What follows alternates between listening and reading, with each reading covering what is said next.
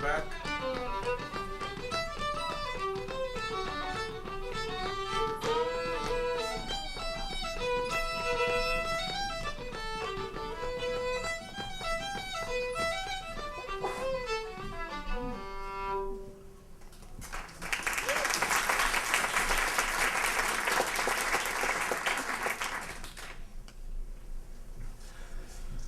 Indanaki Minneapolis and St. Misa gogegeta shamaguyang minowadash bizakaguyang at yuake. Mi wenja ya yang oma. Ingitchinoki Benjamin Osewad nini Janasananik.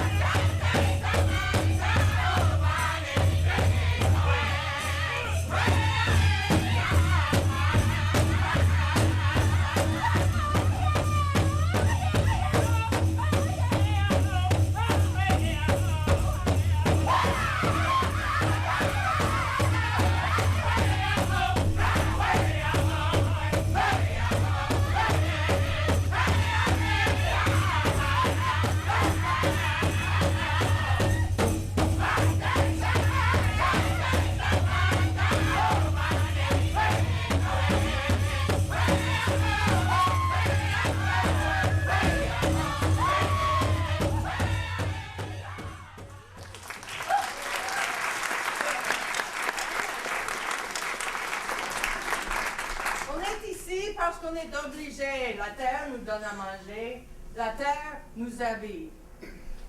C'est pour ça qu'on reste. On va travailler fort pour que nos enfants réussissent dans la vie. Hey, une chanson? Allez, une chanson. Mais laquelle? Le renard et la belette. OK. Le loup? Le loup, le renard et la belette. OK. The wolf, the fox and the weasel. Le weasel. Hey.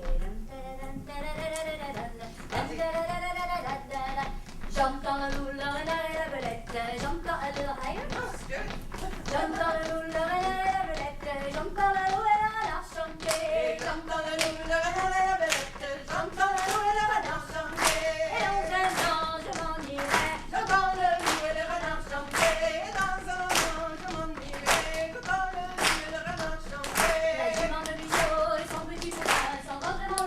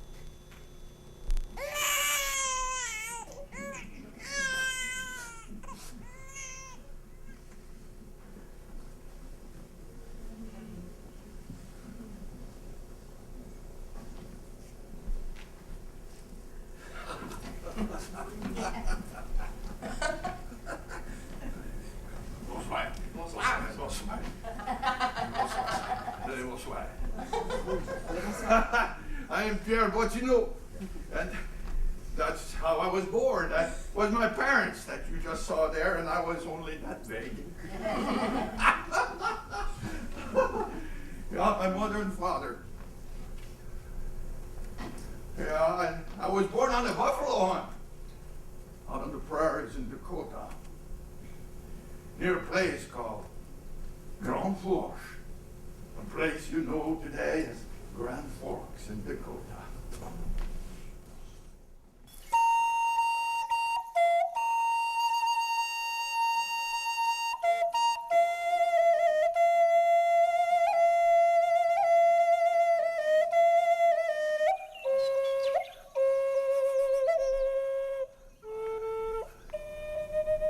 Oh my.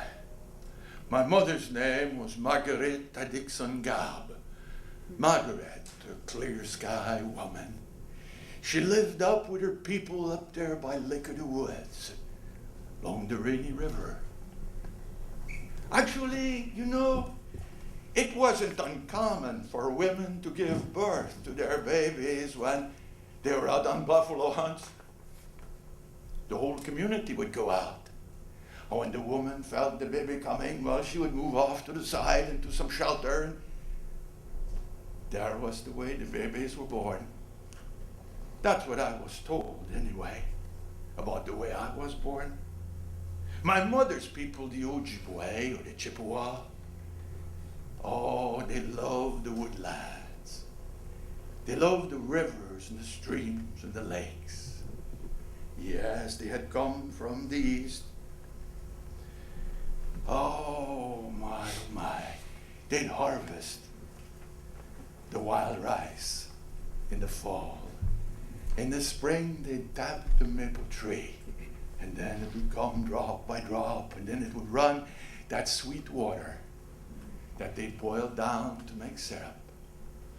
I think that with the forest there was nothing they couldn't make. Those beautiful, beautiful birch bark trees, my, what they furnish. Those huge canoes that were just as wide as from where I'm sitting to where your feet are. To way over there to where those people are sitting. Big canoes that they use in the fur trade that could carry 2 tons of merchandise. My people had been in the fur business for years, hundreds of years. Oh my. My mother had been married to a very important fur trader who was a bourgeois. His name was Peter Grant. He was Scottish. And she had had 2 children with him, 2 boys. So I had 2 half-brothers who were Scottish. My father was Charles Bottineau. Oh my, they give me pictures here and everything to help me memorize all that.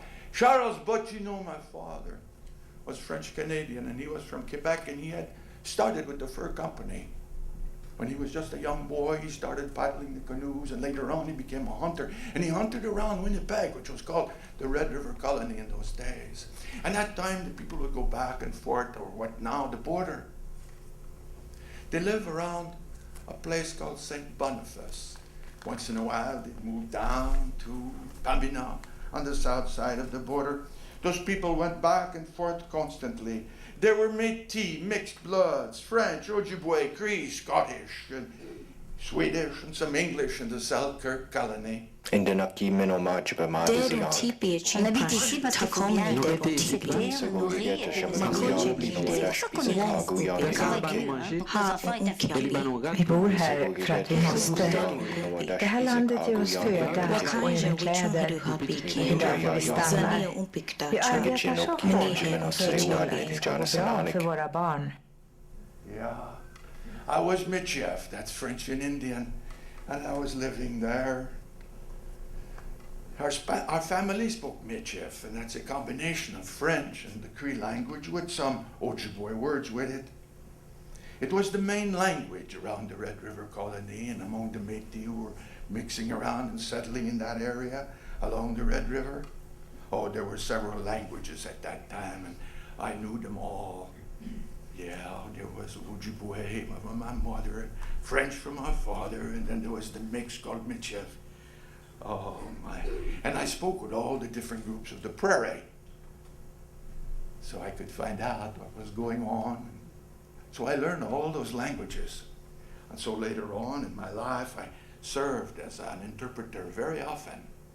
That was the case with many big mixed bloods and Michifs of that time. Oh my, yeah, my father is coming. Oh no, that's me when I was just a little boy. Yeah, well, I was young anyway. I was learning to carry those bundles. They each weighed 50 pounds. And when you first started, you shake a little bit. Oh, it didn't take long. My father, he helped me, you know, moved me along. And I was on my own, so to speak. I was 13 when my father died. At that time, I went to live with a man called Antoine Lecomte. And that Antoine Lecomte, he was a mail carrier and could carry mail for long distances because he knew how to go across the prairies. He was a big man. Oh my, we used to call him Le Gros, the big one. Oh, I made many trips, but you might be wondering why I spoke Lakota. I think it was my grandfather who, in some scrimmages and fights, you know, between the Lakota and the Chippewa for territory, they had gone up to the area there along the War Road, and he'd been captured in one of those scrimmages by my mother's people, the Ojibwe. And by golly, you know, as it happened, he got married, my grandma, and that's how the Dakota language came into my family. I learned that too. Yeah. As soon as I could walk, I would go on the buffalo hunts. Yeah, there were 2 big hunts a year. Well, we would leave, all of the carts would go along the trails there, and one and behind the other, that would squeak as that would go, and imagine all those horses pulling those carts. And then there were many men on horses, and some of them would take off and go further out ahead of the group. Those were called the scouts. It was all very well organized, because if it wouldn't be, they would scare the buffalo. Or you'd get some people, you know, they'd ride their horse fast right into the buffalo herd and try to get a buffalo before somebody else would get theirs. It was organized so that nobody could get ahead of the others. They were all organized. They called that brigades. When the sign went up, then the men would load their rifles and they would rush into the snorting buffaloes. And they were firing their guns at the same time. A little later, once in a while, the buffalo were down here and there. Then the women would come up and they'd start undressing the buffalo and taking off the meat in strips. And they'd put that over racks. And that would dry over the fire under the sun. And when it was fairly dry, I remember my mother, she'd take a pole and pound that over some stones and stuff so it would come into powder. And then she'd take some fat and melt that, and that would all be mixed together so it'd make a nice mélange. But what was really good in the mélange, in the mix, was when she would put in berries.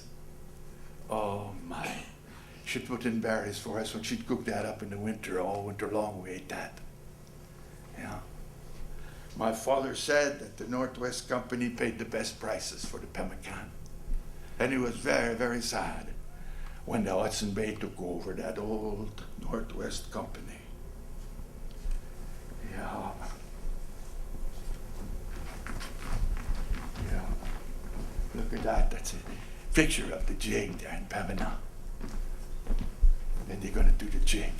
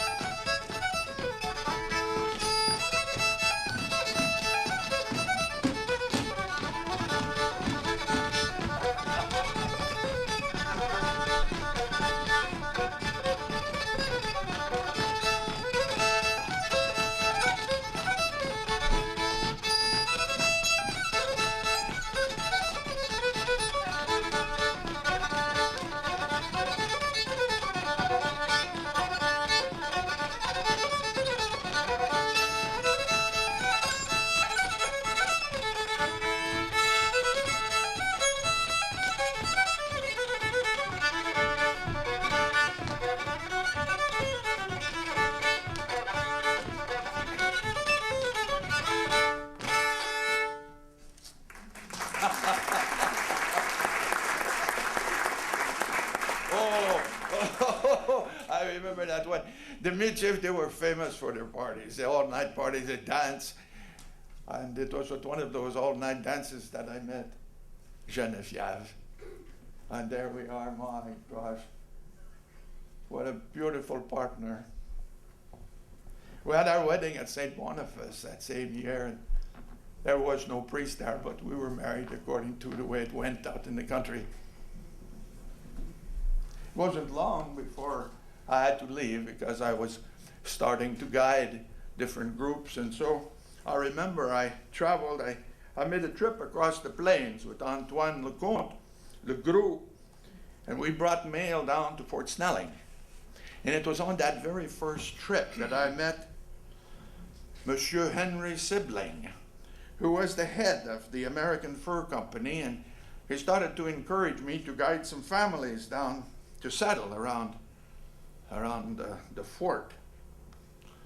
And I made many trips, but the most memorable trip that I took ever, I'm going to tell it to you.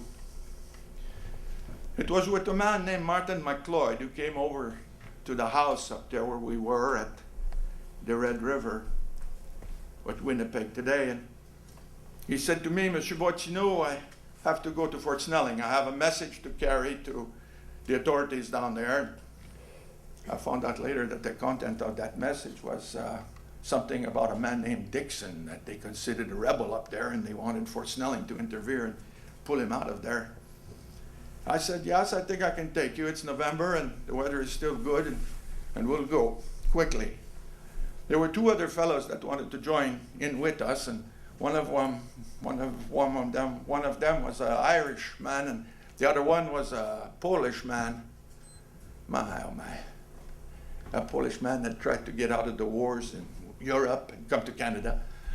And so he was in there, and then there was this McLeod. We started out in November, and the weather was nice. I took my dog team and two nice dogs and harnessed them up to the sled, and we left and had the provisions on the sleigh, and the food that we would need, a lot of pemmican, and we had the blankets, everything we needed, and we went, and everybody had snowshoes. There was already quite a bit of snow, so that we could keep our progress up every day. We had to wear snowshoes. And we were going along, and I was hunting every day, and you have to remember we had about 500 miles to make. Hunted every day, and we were each following separate tracks for little animals that we thought maybe we could catch and eat for supper before we go to bed and sleep. When all of a sudden one day the temperature plummeted and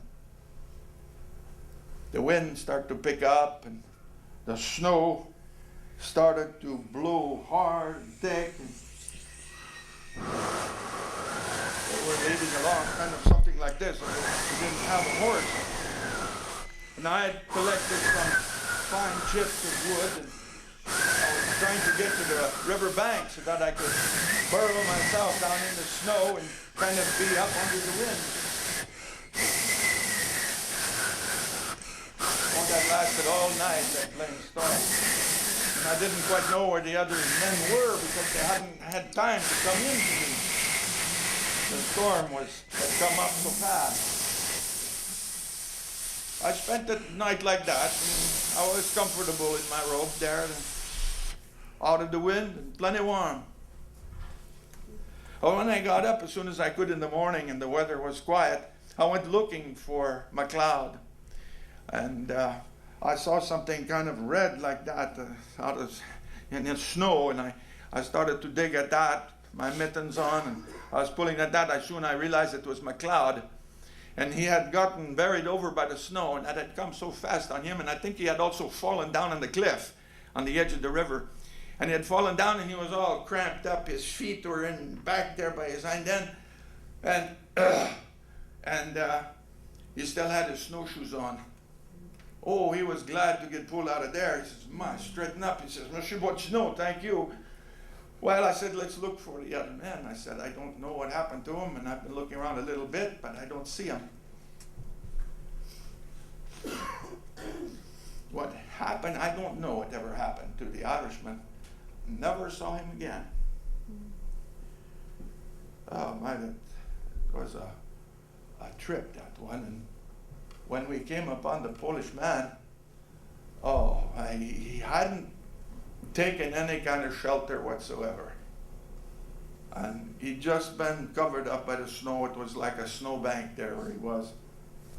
And we cleaned him off a little bit, and his legs were stiff, and his arms were stiff, and I know his finger, he couldn't move them at all. He froze in all those parts.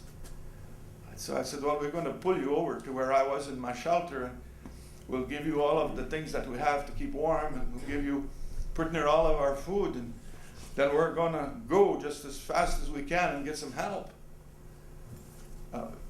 There was supposed to be about 10 days from there, Fort Traverse. It's to the south. If I knew we'd get there, we'd get some help right away. There's a doctor there. And we went, and I wanted to get back just as fast as I could, but I kept missing my way. I said, we've gone too far, and we come back. And I did that 3 times, I think it was, and there was those times the days were going by, and we were running out of food, the sleigh was empty, we had no more provision, and I didn't know if we'd find a place the next day or that night. And all the while there's that man up there, frozen, you know, and it started to bother me quite a bit. And anyway, we had to kill one of the dogs to survive. We did that, we got by that, and we kept pushing on and around the circle, and finally, by God, if I didn't see the way into some of the tall trees there, and we got to the fort, and there was a doctor, and we slept a little bit, and we started back as fast as we could. There was a little bit warmer weather, so we had to take a horse along so he could pull that man back. And when we got there was nothing to pull back. Yeah, anyway. Yeah, oh my. Yeah, unfortunately, he died, and we never did find the Irishman. And storms like that could sweep across the plains, and you couldn't even tell sometimes when they would be coming.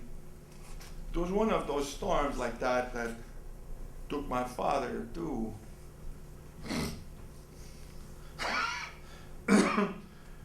That was only one of many trips, but I never had one that bad.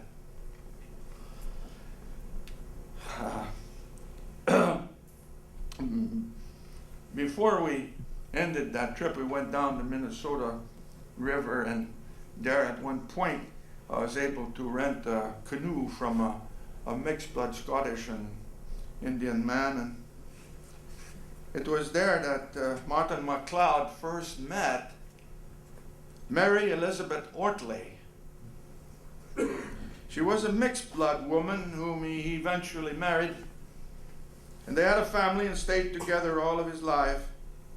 On that trip, we continued on to Fort Snelling and Mendota, where I met with my new employer, Henry Sibley, as I said before, of the American Fur Company. I left Martin there.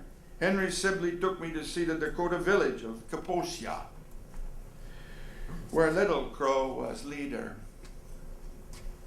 The village of Pig's Eyes, that would soon be renamed St. Paul because of what we would do there, was just across the river from Kaposia. It wouldn't be long before my father, my brother, and I bought land over there. This meeting between Henry Sibley and Little Crow is a meeting that stayed with me just as much as that storm did. I remember that just as clearly. Dead on tipi chimpash takomani dead on tipi. Makoche kinde wong upika ha unkyapi. He dead gumpi. Wakanja wichun hadu happy kihna zania umpikta cha mini he unkichapi.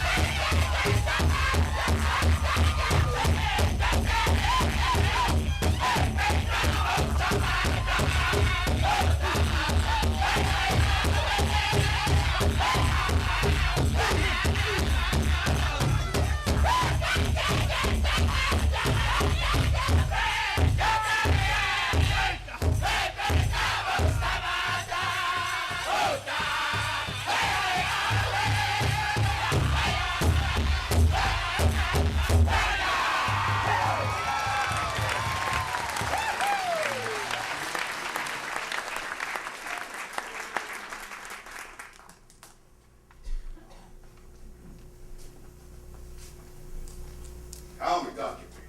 Oh, Kadalo Crow. Mr. Henry Sibley. Mr. Bottineau.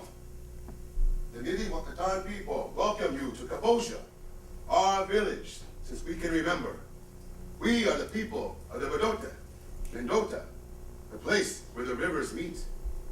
We have seen many strange things these past years, many changes. I'm reminded of my grandfather, Chetu Wakumari, who received with the Subalin pike and sold him land at Dakota, where the Metis, Sota, and the Mississippi rivers meet. That was our first treaty. And after many winters, the soldiers came and built the Fort Snelling on that land. And then the fur traders arrived. Mr. Faribault, Mr. Alexis Bailey, and you, Mr. Henry Sibley. But the buffalo herds have traveled further west. And then my father, Kiatanka, made the second treaty with our father in Washington. And we sold much land east of the Mississippi River. And now I see a small village across the river from here. Some call it St. Paul, where the deer and the elk also walk further west. And the men of the Bible are here at Kaposha. I, Ta'oyate Duta, have gone to their schools and tried their farming. These do not please me. They are newcomers here. They act like they know more than we do. We are hunters and traders. But as the animals move further west, we find it harder to hunt. And we have more need for the rest of our payments from the second treaty. Mr. Sibley, can you talk to our father in Washington about these things? Little Crow, I have been to Washington several times recently. We are discussing the formation of a permanent Dakota territory. It would include all of the land south of the Ojibwe areas. Your Metawakanton people and the Winnebago could hunt there freely, indefinitely.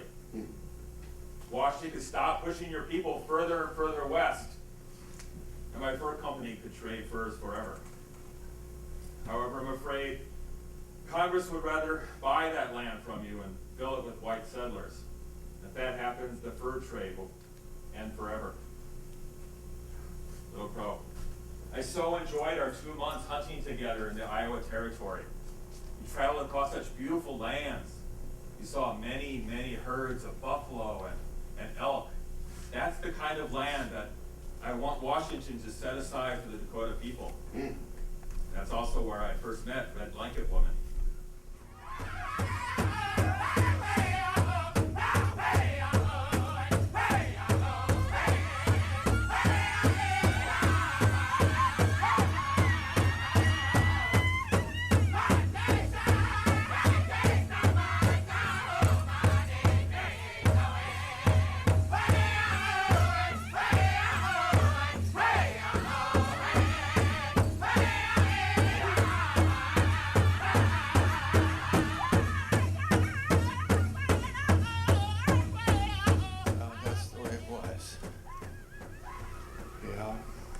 Henry explained to me that Red Blanket Woman was the child of Cloudman and had spent her childhood in his large Dakota village on the shores of Lake Calhoun and Lake Harriet. After attacks from Ojibwe warriors, they all moved back to the Black Dog village not far from Kaposia. Henry Sibley's child with Red Blanket Woman was named Helen, or Wakiyi in Dakota. As a little girl, she lived with her mother's Dakota family at Kaposia. Henry never lived with them. Red Blanket Woman died from disease when Helen was very young. Henry placed Helen in the home of a Yankee farmer and teacher, the Browns. Helen was very fond of them. Henry paid for her schooling and he would visit her. Helen was well accepted and popular in St. Paul. She married a soldier, but she died soon thereafter of scarlet fever. Henry had often accompanied Little Crow, as he said, in Black Dog's band on their late hunting trips in the fall. And he even told me one time, I thought that was funny, but it was true, I guess. But he told me that one time he got knocked off of his horse in the edge of a buffalo hunt. And he was laying there on his back, kind of stunned, you know. He was just coming to. He was facing up, and a buffalo came over to him. It was awfully mad. And it started to paw the ground, you know, by his face. Henry said, I looked him in the eye, and he snorted and ran away.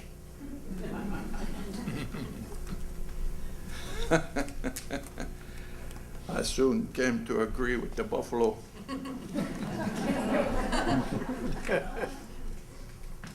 Henry was planning to begin a regular trade between the Pembina Metis and the area of Fort Snelling. He wanted the oxcarts to go by, at least, if possible, twice a year. He encouraged me to bring my own family and others down to Pig's Eye and St. Paul and buy land.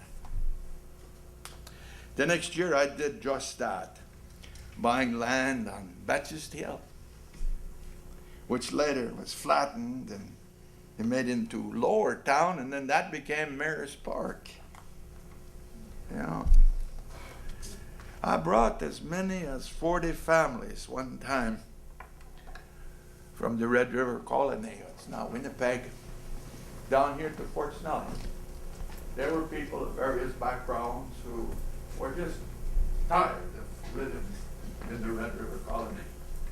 It was hard to grow crops. They had big disappointments there, but there was quite a population up there. There wasn't much population here. So of those 40 families that I brought here in 1838,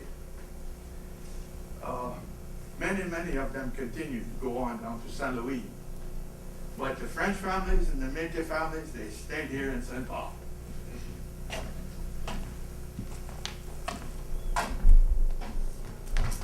Pierre? Pierre, où tu? Pierre!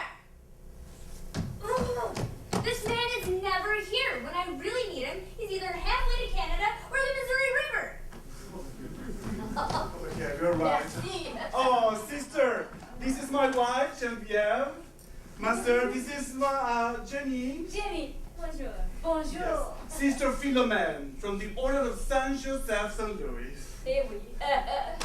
Oh, please, sister. Nice home. Asseyez-vous. Oh, merci. Just for a little moment, though. We have so much to do yet. Oh. Pierre, can you come help me? Do you remember that we are hosting a dance party tonight? A soiree? What will we do with the sister? Nuns can't dance. They're not allowed. Will she be offended? No, pas problème. She will just watch and be happy. Sister, we will be receiving guests soon. You will have the luck to meet some of our friends from our small town. They will be so happy that you're here in St. Paul. That used to be called Pigside. You know, Father Gauthier, our priest, changed the name of the town in honor of the Church of St. Paul that we Metis built for him. St. Paul. Oh, sister, what will be the first project of the Sister of Saint Joseph? A school. Oh, please have some cafe. Coffee. Oh, that is a luxury. Oh, I haven't had coffee since I don't know when. You know, in our log cabin up on the bluff, we have only one well, and it was locked. So, excuse me, this morning we had to wait for hours before to have our first morning tea. Oh, wait, the school. We are going to start a school for girls. Oui, in that little cabin, yes? And we will receive girls from all over the country, the area. They come from far away, you know. All the girls around here speak French. So we will teach them in French. Yes, indeed. We will teach them to read, to write. We will teach them geography. We will teach them arithmetic and grammar and needlepoint and Oh, yes. All that in our little cabin. It will be a miracle. God help us. How about enrolling our daughter Mary in the sister's school? She's not learning anything in the English school. She is so interested in learning to read. Bonne idée, Jenny. We will send our little Mary to the sister so that she can learn to read and write. And also profane and sacred history, elements of astronomy, botany, chemistry, grammar. Oh, you said grammar already. Oh, so many things. Literature, music. Oh, except of course when it rained in our classroom. You see, there is a big hole that they cut on the roof around the stovepipe. At night, we count the stars. That will never do. Pierre can help fix your roof. Merci, ma Sarah. You offer such precious gifts for our little Mary. Why, I never had such opportunity growing up in a Métis village. I guess we learned other things, like helping our neighbors. Oh, it's just as important. Amen. Jacob! Marguerite, bienvenue! Bonjour, Toché! Bonjour, Toché! Please come here. Sister Philomene, Jacob, and Marguerite. Jacob, bonjour. Oh, Marguerite, vous êtes ravissante. Bonjour, enchantée. Oh. Jacob Fahlstrom, Marguerite Bonga Fahlstrom, Sister Philomene. From St. Joseph. She just arrived. Did you happen to take the steamboat? I'd love to hear about your journey. I've never ridden on one. Do I have boat stories, please? Thank you very much. Oh, boat stories. Yes, I took the St. Paul steamboat, 7 days from New Orleans all the way to here. But before that, I came from France, you see, with the Sisters of St. Joseph. 6 of us. And we started from Lyon and went down to the Havre, and there all the way to New Orleans on the big ocean. And there were waves. Oh, the stomach. And once there was a tempest. It was so violent. We thought we would all be thrown overboard. Oh, I thought I would never eat again. Oh, it was good. It was Lent. Oh. But we made it. And now, with the steamboat, it's a whole different thing. Steamboat, the river is calm. Most of it. Except for the crocodiles, of course. But, you know, there was something, though, that happened this time. On the boat, there were passengers who had something in the stomach. It's called cholera. Oh, yes. And, we couldn't do anything about it. All we did was pray the good Lord that he would bring us safe to the shore. And Dieu merci, here I am. Oh, but I am determined. As we do that little school for the girls, we will bring here an hospital, build the hospital to cure the people that have the cholera right here in St. Paul. Cure the sick and teach the good. Ma Sarah, our town has no nurses and no hospital. What you are trying to do is incroyable, merci. You know, I will donate some money when the first come in the spring. Oh! And my friends can help us too. Merci. Oh, vous êtes très généreux. Dieu vous le rendra. But enough with schools and cholera. Jacob, Marguerite, d'où venez-vous? Oh, Jacob is from Sweden. Sweden? Yes. Oh. Jacob and Marguerite, why didn't you do a Swedish dance for our sister?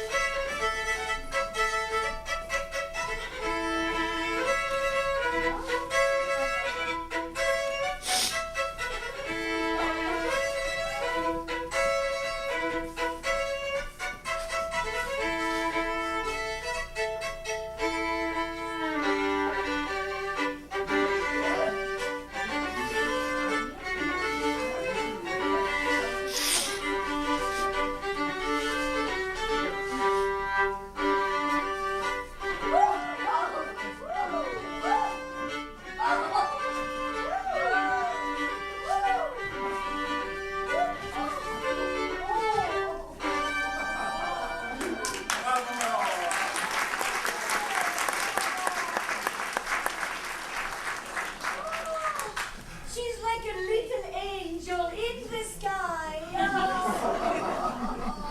Oh, you so dance so well, Jacob. I saw my parents do that dance when I was so small. Oh, It seemed like they floated across the floor. I can see that. I taught what I could remember of it to Marguerite, but I have to apologize for my poor memory. I was so young. I remember my mother singing a Swedish song. Vem kan segla förutan vind? Vem kan rå utan åror?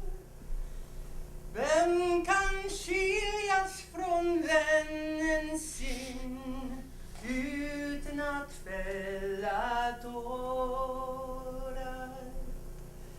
Jag kan segla förutan vind. Jag kan rå utan åror, men ej skiljas från vännen min utan att fälla tårar. Vi bor här för att vi måste. Det här landet ger oss föda och även kläder. Det är därför vi stannar. Vi arbetar så hårt för vi vill att det ska gå bra för våra barn. I hear them. I was 9 years old when my parents died of disease. My uncle took me in and I worked on his boat to learn a job. We sailed across the North Sea and shipwrecked off the coast of England. I grabbed a piece of the boat and I made my way to shore. I didn't find my uncle. I couldn't speak a word of English and I was all alone. But in time, I signed on with an English crew that was setting sail for North America and the Red River with Lord Selkirk. And sister, when we landed at York in the Hudson Bay, I was so happy to get off that boat. I ran off into the woods to go hunting. I got lost. I didn't see that crew again for years. I ate berries, small animals, anything. I was so hungry. And at night I was so lonely when the wolves howled. Luckily, an Ojibwe family found me and adopted me. They taught me to hunt and to gather the right food. I lived with them and I learned to speak Ojibwe. And after some time, we moved down to the Fond du Lac village. Fond du Lac is at the tip of Lake Superior. Now they call it Duluth. Oh, Duluth, I remember. Yes. It was at Fond du Lac where I met my Marguerite. And we were married. Her family had been around that area for years and years, working as voyageurs in the fur trade. That's right. My father, Pierre Bonga, and my brothers, Stephen and George, were famous for miles around for being so strong they could carry up to 4 packs at a time, each weighing over 90 pounds. Isn't that amazing? 4 packs? Yes, where we come from. I remember my grandparents, too. My grandparents were enslaved from Haiti. And we made our way to this area as a part of the fur trade. And when I met Jacob, we finally moved near Fort Snelling because he's a blacksmith and he also delivers mail up and down the river. I almost forgot. I went down to the steamboat today and did a little shopping, and I bought something for you, Marguerite.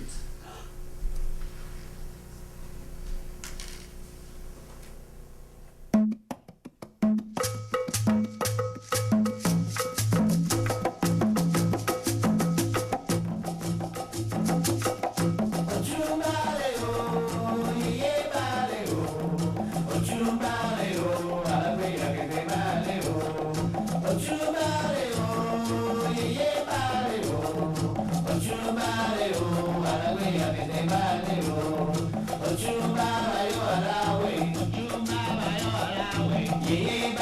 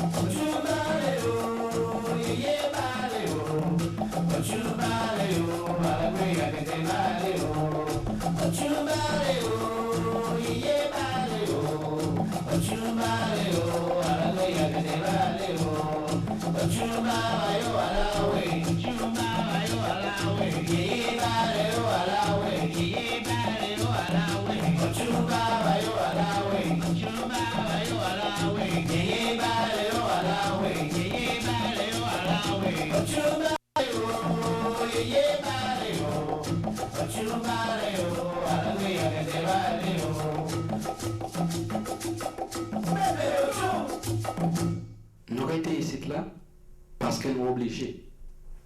Personne va nous manger et les nous regarder pour nous mettre. C'est pour ça que nous étions. Nous avons le travail dit pour que petite New York capable de prospérer.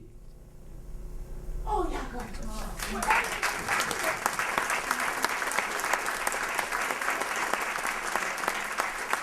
A man at the riverboat from New Orleans. He wore it as a belt. He was happy to sell it. Oh, you remembered. And I remember.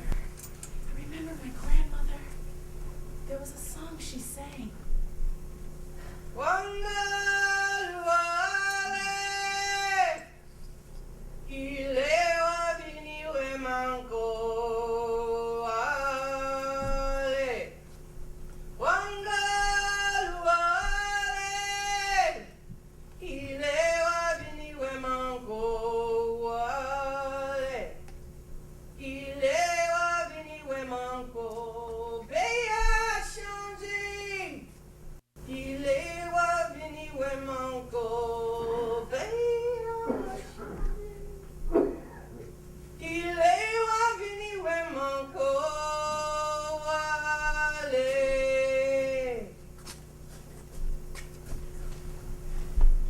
Bonjour! Henry! Bonjour, bienvenue! Bienvenue! This is Sarah Steele. Bienvenue! Sarah Janine! Good evening. Sister Philomene! Oh, nice to meet you, ma'am. Sister. Marguerite! Oh, sister. Henry! Jacob. Nice to meet you, Marguerite. Pleasure. Pleasure. Oh, Henry, I was telling Sister about our childhood and where we are from. Sister, you know Henry? He's from a Yankee family from Ohio and Detroit. He's the head of the American Fur Company. Oh? Yes.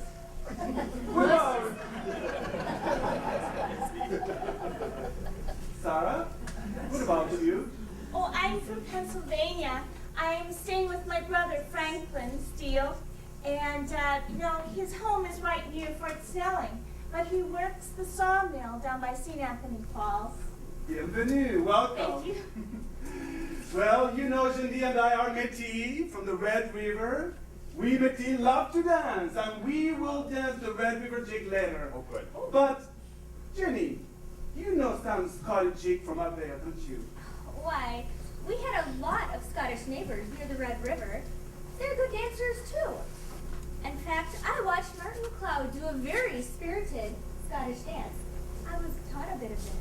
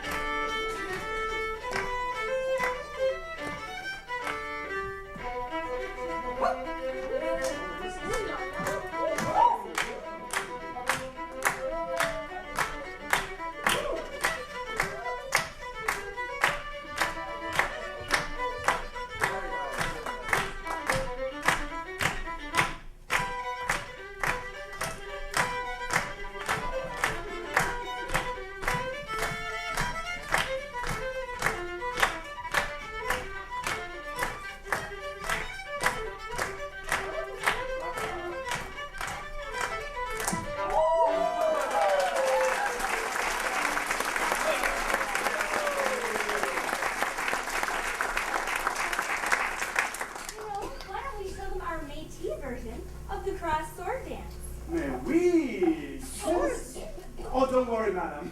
We Metis do with our sashes. It's our sash dance. Oh, it's a cross.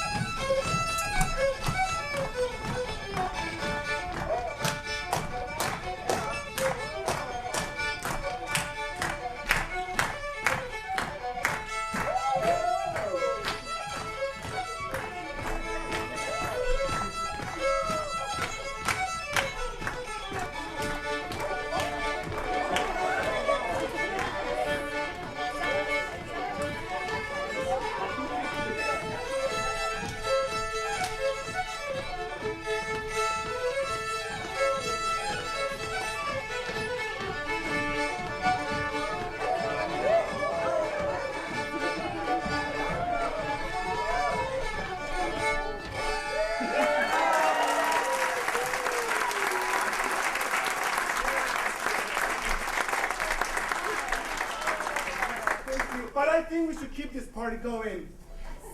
I think it's time that you all join us. How about a Scottish reel?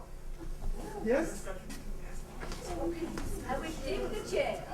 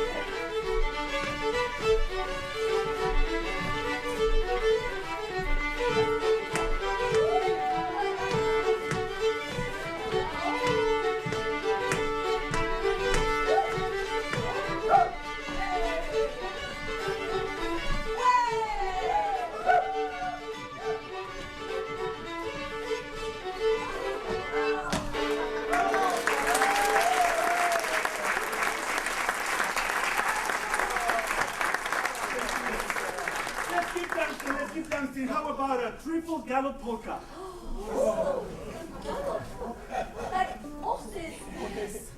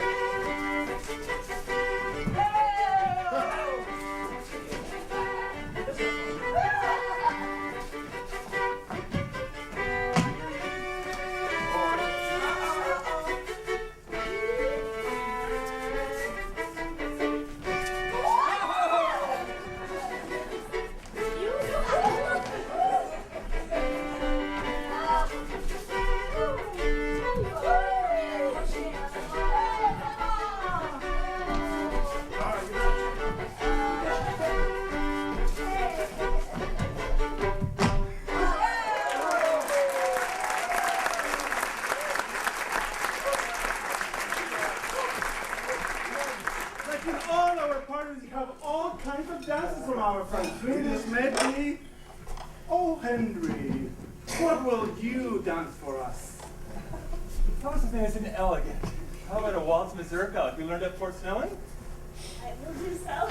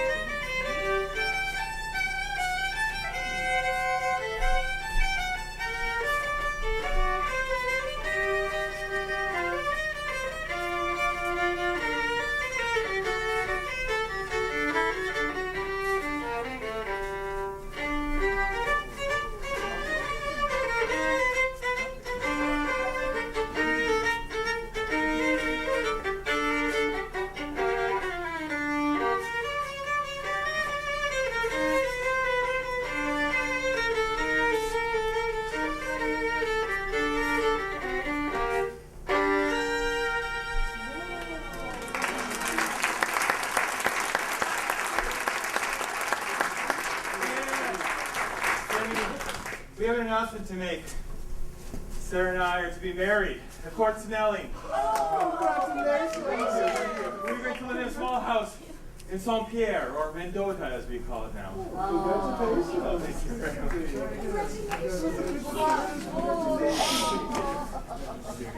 Well, I think we should keep celebrating, or more dance. I'm afraid it's time that we must leave. Sarah and I must leave, sister. May we offer you a ride back up the bluff in our buggy? Oh, certainly. That way I don't have to trudge in all that mud. Thank you very much, Pierre. Merci. Jacob, Marguerite. Thank you, sir. Congratulations. À bientôt. Well, Nice to meet you, though. Sarah. Thank you. all this dance certainly makes me hungry. So, Jenny? Some food? Of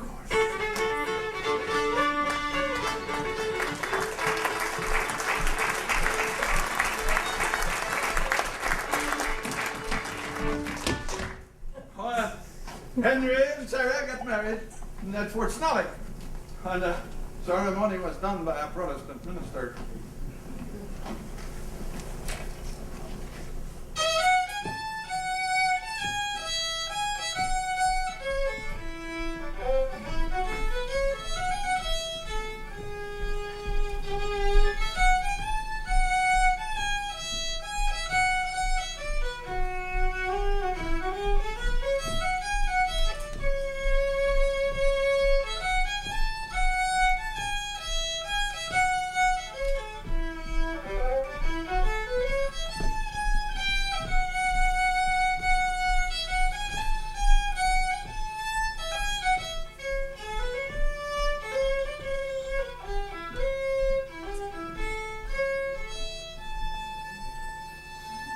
Oh, yes.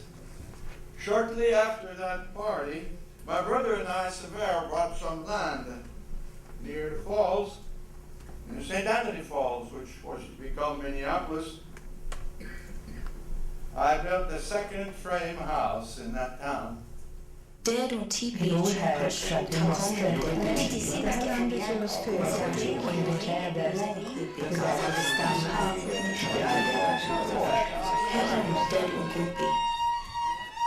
Can you hear that? It's an Yankee oxcart. They're on their way. Not exactly music for the ears, but it puts a jolly jingle in the pocketbook. They're bringing buffalo robes for Henry's fur company, and then they're going to want to do some shopping. This town will be bustling. Oh, bustling indeed. Why, we've been building so many new houses that my brother Franklin is running out of trees to cut. He has decided to cut the maple trees on Nicollet Island. Oh, that's where we make our maple syrup. There's too many new settlers. Jacob and I are thinking of moving to the St. Croix where there's more open forest. Yes, and we have been looking at David Fanibo's land on the Elk River. Oh, Henry, how are the negotiations going for the land treaties with the Dakota? I'm afraid Washington's not going to offer much money or land for this treaty. Neither the Indians or the fur traders will be very happy with it. I tried to explain. I told them, if you are to act, you must act now. Your pioneers are encircling the last home of the red man as with walls of fire, and their encroachments can be felt in the restlessness of the powerful bands who inhabit the far western plains. You must approach them with terms of concealment and true friendship, or you will very soon suffer the consequences of a remorseless and bloody Indian war. How, Coda? Oh, Cuidado, little crow. I understand you two have been to Washington recently. It is time now for me, Ta'ayate Zuta, to do as my ancestors did. Sign a treaty to sell our land. Indeed, I have gone to your city, Washington, 2 times to meet with your leaders. And there are so many buildings there, so many people there. I see you are a very powerful nation. You are like the locusts that fill the sky in a snowstorm. We are a few scattered buffalo. There is no room for the buffalo and the wolves in a place like that. And there is also no room for us, the Indian people. I see now that we have need for our own land, reservation. Your father in Washington has promised we Minnewakanton people will have our own reservation in the forest, for we are forest people. And he also promised payment from our last treaty and more from this one. I have agreed to this treaty. Even now, our people are moving west to the western reservation. But the food and the money that was promised have not arrived yet. And we cannot hunt where we choose. And there are so many of us on the prairie reservation. Soon, the people become hungry. And then they will wish I had not made that treaty in Washington. Mr. Sibley, can you help us get our food annuity payments soon? Little Crow, I cannot say. Washington's not very interested in our treaty problems. The only thing they care about now is which state will have slaves and which will not. Kawikanan kata Wimitsunan de Bomaji Billy de Bobita pour les enfants.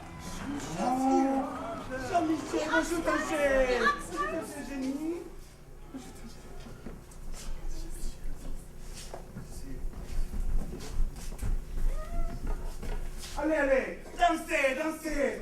How about the dog dance?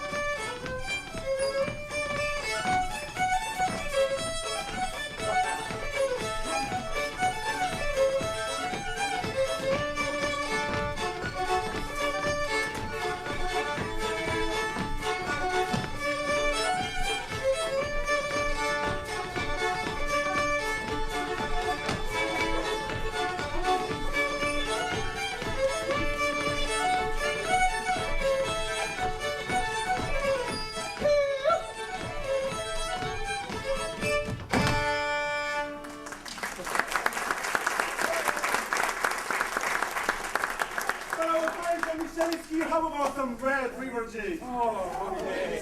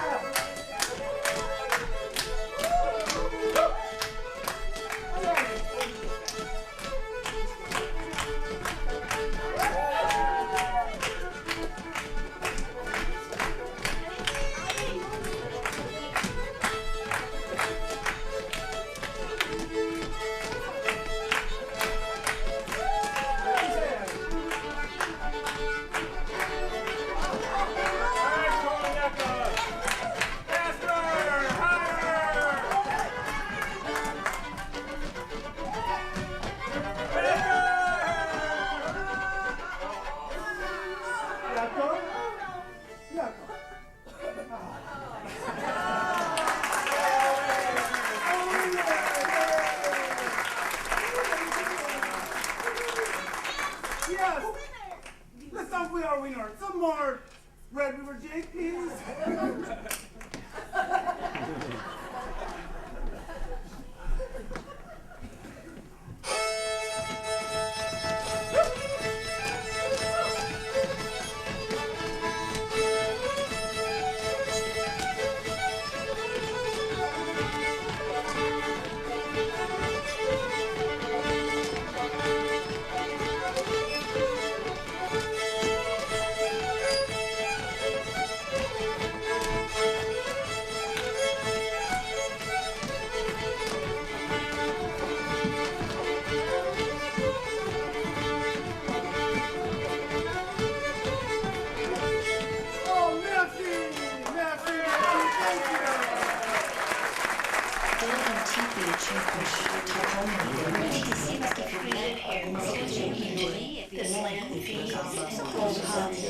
That is why we stay.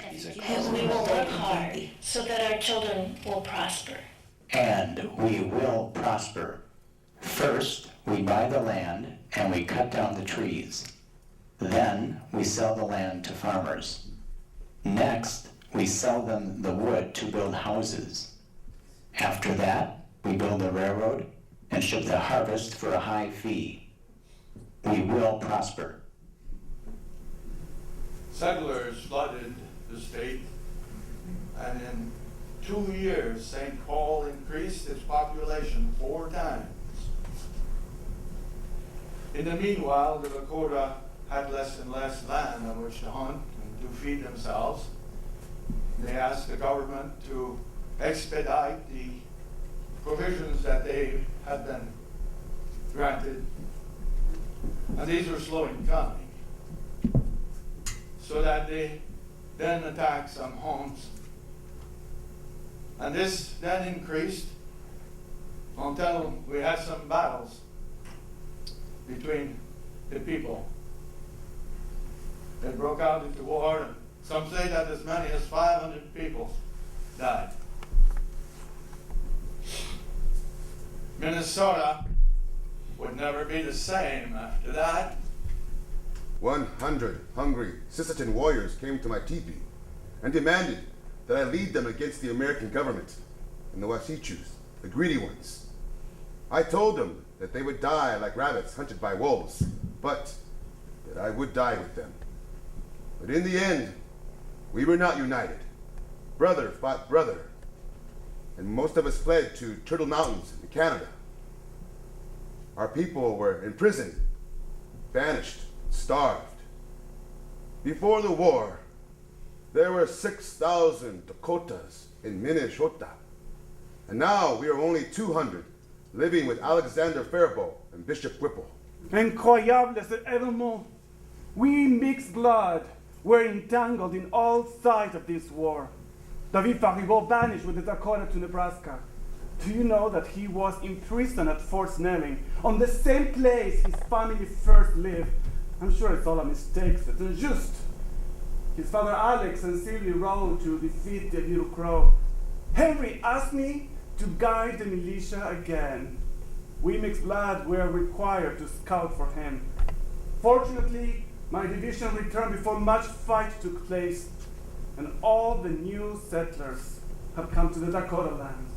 It's getting crowded, and I'm thinking of going back home to the Red River again. On y va encore. Our world is so different now. Marguerite and I farm our lands. My countrymen from Sweden are coming here by the hundreds, and they do not trust our mixed blood family. I try to remember my Swedish words. My children and grandchildren are learning some Swedish. After all these years of speaking Ojibwe, French, Dakota, it seems odd to be speaking Swedish and English. My brothers, Stephen and George, went to Washington to translate for these treaties. They told me the politicians are always changing their minds and seldom keep their promises. Now, these new settlers, they treat me and my children as if we are escaped slaves from the South. My family has been in this area for 75 years. 75 ans. After the treaty, The French language and the French people were very, very disregarded. Oh, and it was worse after the Dakota War. Yes, we were treated so poorly. Even the Catholic Church was disregarded, even ignored, in spite of all the good work it had done. Oh, the new settlers were looking at us with such disdain if we were not speaking English well. We, Sisters of St. Joseph, we kept tending the poor and the sick, teaching the girls, and loving all the souls equally, in spite of it all. Oh, this war. It is so hard to see what happened to my many mixed blood friends. Some are barely alive in prisons, others banished to Nebraska, while many are hated and homeless. Even though they saved lives, their families are torn apart. Paul Campbell fled with Little Crow, while Joe Campbell rode with Sibley to arrest them. Pierre and I are safe, but my Métis people of the Red River are threatened. Governor Ramsey wants their land. Henry and I had 9 children. Only 5 lived, the other 4 dying of disease, and 2 of those deaths I had to bear alone. Henry was so often in Washington and on the road for his business. We lived way out in the countryside in Mendota, and when the Dakota War came along, I was scared to death I would be killed any night. I was what? I was afraid it would end like this, like it did back east. Blood on both sides. I never thought Little Crow would do this. But I told them in Washington, if they don't honor their treaties, the Dakota will be forced to wage war. Little Crow had said as much at Birch Coulee, but both sides wanted blood. I was even forced to arrest and condemn friends of mine. But I did defend David Faribault, and President Lincoln commuted his sentence. He wasn't one of the 38 hung in Mankato. Now the Dakota and the reservations are banished from Minnesota. Neither side trusts the French nor the mixed bloods. I'm just glad my daughter Ellen didn't live to see the day when her mother's people attacked her father's people. I miss the days of the fur trade. We were all able to live and work together then. Minnesota has become comfortable and prosperous like New York. But never again will I hunt with the Dakota across hundreds of acres of open land, the beautiful land that created my daughter Helene.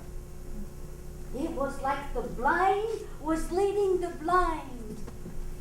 Je suis aveugle, me plains, et moi je plains tout le monde. Mes 2 yeux ne sont plus pleins, car ils ont perdu leur onde. Dans un malheur comme le mien, tu t'en moques. La chandelle ne vaut rien.